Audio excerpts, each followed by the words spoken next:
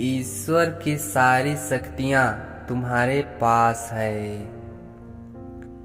वह तुम ही हो जो अपनी आँखों पर हाथ रख लेते हो और फिर रोते हो कि कितना अंधकार है। मेरे प्रिय बच्चों, भय सदैव अंधकार से लगता है, प्रकाश से नहीं। वास्तव में अंधकार कुछ और नहीं, हमारा भय ही है। भय किसी को खो देने का, भय हमारा सत्य दूसरों के समक्ष उजागर हो जाने का, भय सफल ना हो पाने का, भय आत्मसम्मान खो देने का।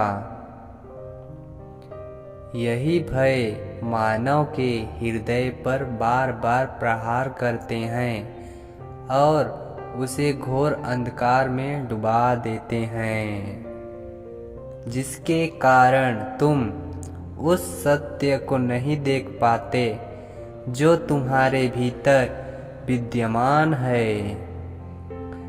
ईश्वर की अनेकों शक्तियाँ तुम्हारे भीतर से ही जन्म लेती है। तुम्हें बनाने वाली शक्ति तुम्हारे भीतर ही मौजूद है।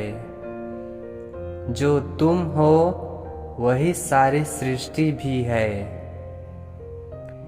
एक पर्वत, एक वृक्ष, धरती का टुकड़ा, आकाश, यह सब कुछ तुम्हारा ही विस्तार है।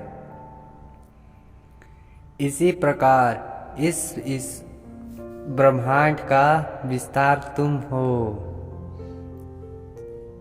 तुम मात्र एक शरीर नहीं हो। ब्रह्मांड के पंच तत्वों का संग्रह तुम कैसे हो सकते हो?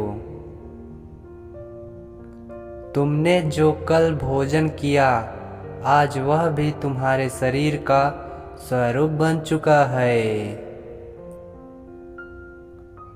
अभी तुम जो पानी पीने वाले हो, कुछ घंटों में वह तुम्हारा शरीर बन जाएगा। अब क्या तुम उस पानी को या भोजन को मैं कहोगे? यदि ध्यानपूर्वक देखो तो जो बाहर दिखाई देता है वही तुम्हारे अंदर भी है। यदि इसे देख लोगे तो तुम्हारे मन से सभी भय हमेशा हमेशा के लिए समाप्त हो जाएंगे। तुम्हारा कर्म निस्वार्थ भाव से होगा और वही तुम्हारा सर्वश्रेष्ठ प्रदर्शन होगा। जब कुछ भी मेरा या मैं हूँ ही नहीं, तो फिर किसी को खोने का या कुछ पाने का या किसी के कुछ जान जाने का भय कहाँ रह जाता है? आशा है अब तुम्हारा कर्म निष्काम कर्म योग होगा, अर्थात जो सुख दुख, सर्दी गर्मी, लाभ हानि, जीत हार, यश उपयश, जीवन मरण, भूत भविष्य की चिंता ना करके मात्र अपने कर्तव्य कर्म में लीन रहता है। मेरे बच्चे, क्या तुम मेरे लिए निष्काम कर्म योगी बनोगे? यदि हाँ, तो यह संकल्प लो।